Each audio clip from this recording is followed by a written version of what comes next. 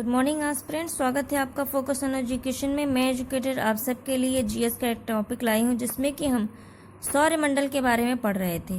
हमने सौरमंडल के बारे में डिटेल में पढ़ लिया है। अब हम कुछ कॉन्सेप्ट को पढ़ रहे हैं और कुछ छोटी मोटी चीज़ें हैं जो हमें जाननी चाहिए और हमारे कम्पिटिटिव एग्ज़ाम में आती हैं। चलिए आज हम ब्रह्मांड की उत्पत्ति के बारे में पढ़ रहे हैं, यानी ओरिजिन ऑफ यूनिवर्स। हमने अपने यूनिवर्स के उत्पत्ति के बारे में भी एक थ्योरी थी, बिग बैंग थ्योरी, इसके बारे में पढ़ लिया। हमने प्रीवियस वीडियो में इसे डिस्कस किया है, प्लीज़ आप उसे देख लीजिए। आज हम कुछ अदर फैक्ट्स के बारे में जानेंगे। जैसे हमारा जो यूनिवर्स है, हमने जाना था कि हमारा जो यूनिवर्स है वो बहुत सारे सुपर क्लस्टर से बना हुआ है और उन सुपर क्लस्टर्स में से जो हमारा सुपर क्लस्टर यानी मंदाग्नि अगर है, ये मान के चलिए ये एक हमारा गैलेक्सी है। ये गैलेक्सी जो है वो कैसी चल रही है, वो एक एंटी क्लॉकवाइज चलती है। ये भी कैसे मूव करती है, एंटी क्लॉकवाइज। हमने देखा हमारा प्लैनेट भी कैसे मूव कर रहा है, एंटी क्लॉकवाइज। सन भी मूव करता है एंटी क्लॉकवाइज, ठीक है। और ये जो यूनिवर्स है, ये जो स्पैरल है, स्पैरल शेप है ना, स्पैरल शेप आर्म यानी सर्पीलाकार। तो इसके सेंटर में क्या होता है, इसके सेंटर में होता है आपका ब्लैक होल। क्या कहते हैं उसे कहते हैं ब्लैक होल, ठीक।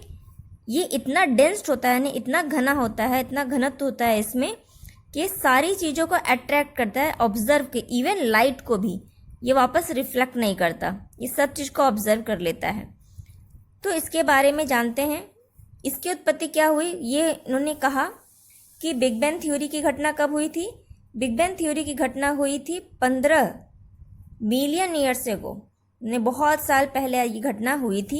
इन्होंने कहा था कि एक बिंदु पर, एक डेंस्ट पर, एक छोटे से डेंस्ट पर सारा जो ब्रह्मांड का एलिमेंट था, टाइम, स्पेस, मैटर, ये तीनों चीज एक में थी। अचानक इसमें विस्फोट हुआ और बहुत सारी इस तरह के सुपर क्लस्टर्स यानी गैलेक्सीज बन गई और उन गैलेक्सीज में अलग अलग चीज़ें हो रही थी। हम अपनी गैलेक्सी के बारे में जानते हैं, तो एक को हम देखते हैं पहले। बिग बैंग थ्योरी से ये चीज़ हो गया, विस्फोट हुआ, बहुत सारी गैलेक्सी, बहुत सारी चीज़ें, स्पेस, टाइम और मैटर का उद्भव हो गया, ठीक है। स्पेस बना, एक समय बना, ठीक, एक मैटर आया यानी पदार्थ आए और एक स्पेस, एक जगह बन गई। अब हम देखते हैं कि इनमें गैलेक्सी में, हमारे स्पायरल गैलेक्सी में यानी स्पायरल आर्म में, इस गैलेक्सी को अगर देखते हैं तो इसमें भ्रूण तारा होता है यानी एम्ब्रॉयड स्टार। ये क्या होता है, ये होता है हीलियम, He तो हीलियम और हाइड्रोजन। हीलियम से क्या बनता है, ग्रेविटी बन रही है, दो मैटर आया ना, मैटर विस्फोट से। तो अब उसमें दो एलिमेंट्स बाहर आए हमारे, एक आया मैटर हीलियम और एक आया हाइड्रोजन। हीलियम से क्या हुआ, ग्रेविटी अपने तरफ अट्रैक्ट करने की पावर आ गई इसमें। अब ये तो सिर्फ गैसीय अवस्था था, मतलब इसलिए विदाउट एनी शेप था, ये विदाउट एनी शेप था इधर। फिर क्या हुआ, अभी इसी स्टेज पे है, ठीक है एस्पिरेंट। नेक्स्ट हुआ कि धीरे धीरे वो कंडेंस्ड होते गए, एक साथ होते गए और इकट्ठा हो गए और एक गोल के रूप में एक कोई शेप ले लिया उसने, आकृति, जिसे कि रेड जायंट कहते हैं, यानी लाल तारा कह सकते हैं आप इसे, या लाल दानव के नाम से जाना जाता है। ये क्या होता है, ये सबसे चमकीला तारा होता है, जैसे कि एक सुपरनोवा। हम जानते हैं सुपरनोवा से क्या होता है, सुपरनोवा से स्टार्स बनते हैं ना हमारे, और हमारा सन क्या है, सन भी एक स्टार से, मतलब उसकी एक अपनी चमक, स्टार की डिफिनेशन क्या है, जिसकी अपनी खुद की एक चमक हो। और उसमें सबसे ज़्यादा क्या होता है, हाइड्रोजन की मात्रा सबसे ज़्यादा होती है किसमें, रेड जायंट यानी लाल दानों में। अब ये यहाँ पर आ गया, ये भी अंदर की तरफ मूव करता है, ठीक है, और एक दिन जाके अपने ब्लैक होल में जाके ये समा जाएगा, या फिर कह लीजिए कि यही मूव करते जाता है, ये फैल रहा है, स्पेंडिंग भी तो हो रही है हमारी यूनिवर्स की।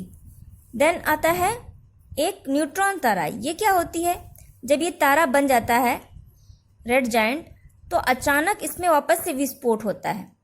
विस्फोट होने के बाद क्या होता है कि उसके आसपास जो तारा या जो एटमॉस्फेयर बना था वो सब खत्म हो जाता है। और विदाउट गैस, उसके पास कोई गैस नहीं होती है और वो फास्टली मूव करता है और वापस इसके अंदर चला जाता है। ठीक है, बहुत फास्ट मूव करता है और इंटर कर जाता है किसमें, ब्लैक होल में। तो ये क्या है, ये एक न्यूट्रॉन स्टार है। और उसके बाद उसके आसपास, जैसे कि न्यूट्रॉन तारा बना, ये रेड जायंट बना, इसके आसपास बहुत सारे गैसेस थी, बहुत सारे मैटर्स थे, स्पेस था। और उसके बाद अचानक विस्फोट हुआ और ये वापस से छटक के ब्लैक होल में समा गया। और अब ब्लैक होल के बाद समाने के बाद ये तो चला गया ना, ये तो डेंस था, ये अंदर चला गया ब्लैक होल के। उसके बाद ये जो एटमॉस्फेयर, ये जो चीज़ें बच गई इसके आसपास, इनसे वापस धीरे धीरे वापस से कंडेंस होते गया, वापस से ये विदाउट गैस, ठीक है, लेफ्ट जो गैसेस बच गई हमारे पास, ठीक, ये तो विदाउट गैस चला गया, जो लेफ्ट गैसेस बच गई, जो बच गए उसके अवशेष जो कह लीजिए बच गए, उससे क्या बना हमारा एक तरीके से सोलर सिस्टम, यानी हमारा सन बना। हमारा सन किससे बना है, तो हम कह सकते हैं न्यूट्रॉन स्टार के बचे हुए अवशेषों से बना है। ठीक एस्पिरेंट। नेक्स्ट है, इसमें क्या हो जाता है, इसमें हीलियम रह जाता है और हाइड्रोजन क्या होता है, खत्म हो जाता है। अब इसी को क्या कहते हैं, ये इसी से हमारा सोलर सिस्टम बन गया, सन बना। अब सन से क्या बना, अब तो जानते हैं, ये सन से बाकी सारे हमारे 8 प्लैनेट्स बने हैं, ठीक, ग्रह बने। ये सब क्या है, उसके अवशेष है। किसके अवशेष है, न्यूट्रॉन स्टार के अवशेष हैं, उसी से हमारा स्टार बना है।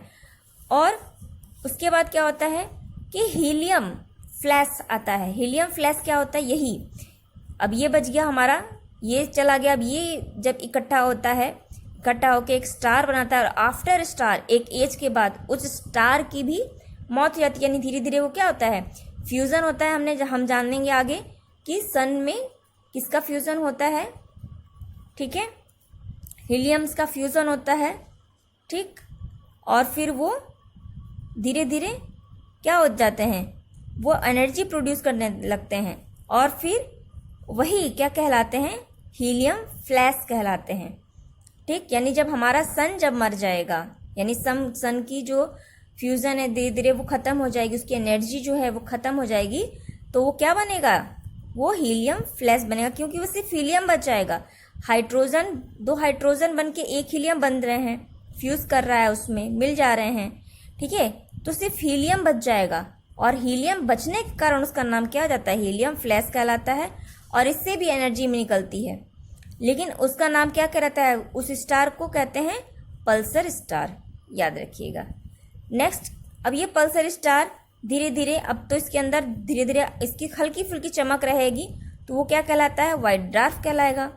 और एस्पिरेंट, इस विस्फोट से, मतलब हमारे सन के ख़त्म होने के बाद जो हीलियम फ्लैश बच गया, और जब वो पल्सर स्टार बन गया, ठीक है, अभी तो सन है, स्टार है, पल्सर स्टार बन गया, और पल्सर स्टार के बाद ये वाइट ड्वार्फ में बदल जाएगा। और वाइट ड्वार्फ को ही फॉसिल स्टार, क्योंकि अभी बचा हुआ रूप है ना, अवशेष है, और फिर वो जो बचा हुआ रूप है फिर वो ब्लैक ड्वार्फ में बढ़ जाएगा, और ब्लैक ड्वार्फ वापस ब्लैक होल में समाहित हो जाएगा। ठीक है, ये पूरा एक चक्र होता है किसी भी एक स्टार का बनने का एस्पिरेंट।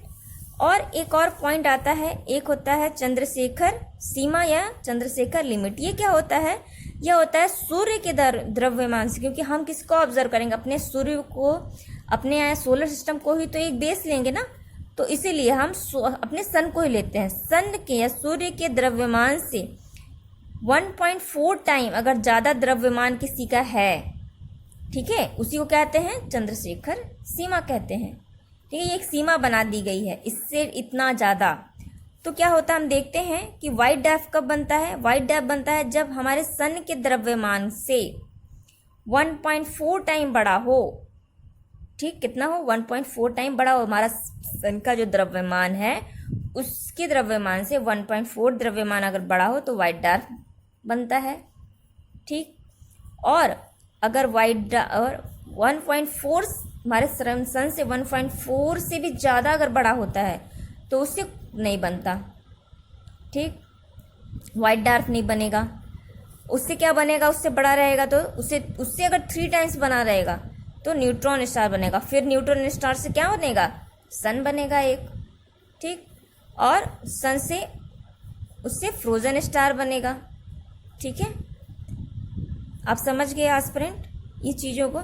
ये छोटे छोटे टर्म्स है, अगर आप इसमें कुछ समझ में ना आए तो मुझे कमेंट सेक्शन में लिख के भेजिएगा, मैं आपको जरूर बताऊंगी। और अगर हम कह सकते हैं कि ये अगर रेड जॉइंट है इस पोजीशन में हमारा, ठीक, और धीरे धीरे ये न्यूट्रॉन स्टार बना। न्यूट्रॉन स्टार जब बना, इसके आसपास एटमॉस्फेयर में जो सारे गैसेस थे ये यहीं रह गए और ये फिर वापस से तेज़ी से मूव करता हुआ वापस से ब्लैक होल में समा गया और ये बस बच गया इसके आसपास के एटमॉस्फेयर। इससे हमारा सन बना, ठीक, इससे हमारा क्या बना, यहाँ पे सन बना। ठीक है, इससे हमारा क्या बन रहा है, सन बन रहा है। अब ये जो सन है हमारा, इसके अपने सोलर सिस्टम है, ठीक, हमारे 8 ग्रह हैं और ये वह भी मूव कर रहा है। और इसके ख़त्म होने के बाद क्या बन रहा है, हमने देखा क्या बन जाएगा, बच जाएगा इससे हीलियम, और हीलियम से वो पल्सर स्टार में बदल जाएगा और पल्सर स्टार से फिर वो वाइट डार्क में, वाइट डार्क को ही फॉसिल स्टार कहते हैं, और फॉसिल स्टार से ही वापस से वो किस रूप में बदल जाएगा, ब्लैक ड्वार्फ में बदल जाएगा और वापस से ब्लैक होल में समा जाएगा। ये इसकी पूरी घटना होती है। एस्पिरेंट, आपको ये वीडियो समझ में आया होगा। अगर कुछ ना समझ में आया तो कमेंट सेक्शन में लिखिए। आगे की वीडियो में हम सन के बारे में जानेंगे। Thank you aspirant.